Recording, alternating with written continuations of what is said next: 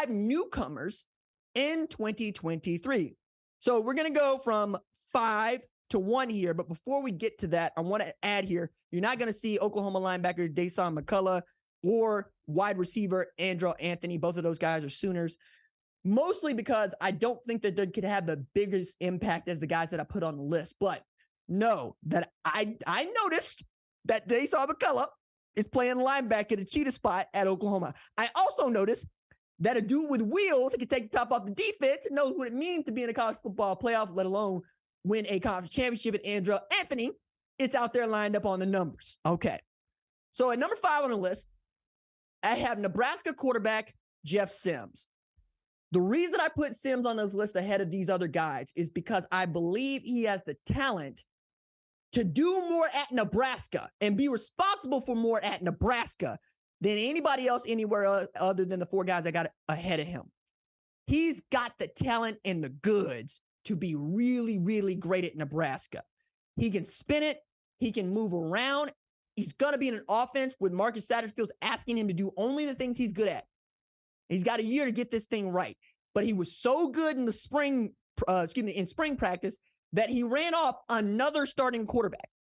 It's not just that Casey Thompson was the starting quarterback at Nebraska. It's that Casey Thompson is now the starting quarterback at Florida Atlantic after having once been a starting quarterback at Texas. I'm actually very excited to see what Casey Thompson and Tom Herman can do in round 2 down there in Boca Raton. But Jeff Sims is my guy because if he gets Nebraska to bowling, they're going to throw that man the biggest party. Don't nobody love their Nebraska football like the folks down in Lincoln. Matter of fact, I would say Nebraska's love for its football team is only rivaled by Oklahoma and Arkansas because that's all we got. You wear our entire heart. And if you go out there and fight for us and win for us, we will build you a damn statue. I know that because we got this thing called Heisman Park at Oklahoma, and all of the killer bees at Oklahoma got statues. Bob, Bud, Barry, Benny, hell, Baker, Kyler. We keep going. Bradford, White. He can do that for them at Nebraska.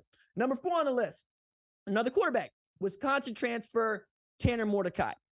Another guy that I have been following for quite some time. I mean, I remember going down to Waco Midway to see Tanner Mordecai play because that dude was not scared of Spencer Rattler coming to Oklahoma. He was going to come too. Ends up not necessarily getting an opportunity to be the starter at OU, goes down to Southern Methodist and puts people to the woodshed, okay? It's not just that he can sling it, it's that he can run around with it.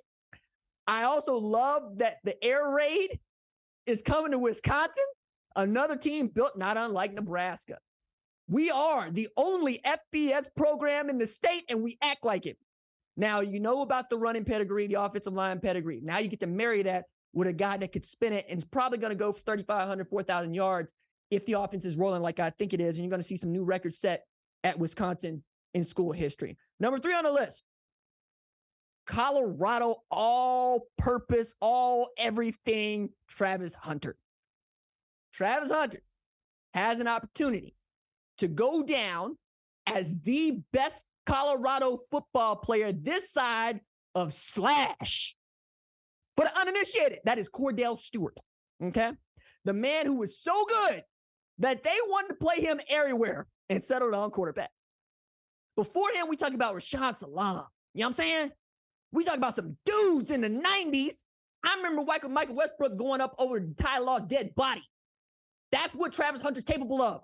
He can be that dude for you on the offensive side. He can be that dude for you on the defensive side. And if you watch even a little bit of the Celebration Bowl last year, you'll see that in winning time, when they had to have 6, Coach Prime put the ball in his son's hands, and his son said, "Hey, Travis, you're going to be down there open somewhere, right?" And Travis said, "I got you, fam." And came down with one of the most spectacular catches in a clutch moment that anybody had been able to catch all year. Poor tight end, couldn't catch the ball, 2-point conversion, they lost the game. But you get what I'm saying here. Travis Hunter has the goods, which leads me to number 2 on the list, Colorado quarterback Shedeur Sanders. I have said it once, I will continue to say it again. There were 3 players who passed for 3,500 yards or more, 40 TDs or more, 6 fewer INTs across FBS and FCS. One of them is the Heisman winner, Caleb Williams.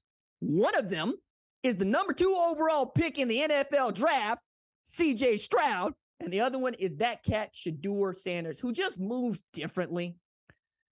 I have made it my business to know what Colorado's business is. And I can tell you, man, Shedeur moves like y'all talk about Marvin Harrison moving. Quietly, with purpose, looking to do work, looking to work toward winning football games. His focus is singular. He does not care about anything else other than winning football games. The kind of guy that was invited to the Manning Academy and went to his father and said, Dad, I don't think I can go. Why? Because it's going to take me away from 2 days of summer workouts. Hello? I can get behind a dude that's got talent. It's much easier for me to get behind a guy that knows what it means to run up the rough side of the mountain, and that is Shedeur Sanders. Number one on the list for me, get to see him play tomorrow. Notre Dame quarterback Sam Hartman, which quite literally is the reason that I wanted to do this list in the first place. I haven't had a whole lot of opportunities to go talk about this cat since he got to Notre Dame, but I'm going to put it out here as succinctly as I can. He is the best quarterback Notre Dame has ever had, and he might be the best quarterback that they do ever have. Like, it's Brady Quinn and him at this point, and the dude ain't played a down in Notre Dame football. And the reason I can say that is because Sam Hartman has records for ACC most touchdowns. He passed 3,700, 38, and 12 in 2022. 2021, 4,200, 39, and 14. He's putting together some gaudy numbers. And this is after he basically had to sit the bench behind store brand Cam Newton, a.k.a. Jamie Newman, who I really love watch play at Wake Forest. But it's also Wake Forest.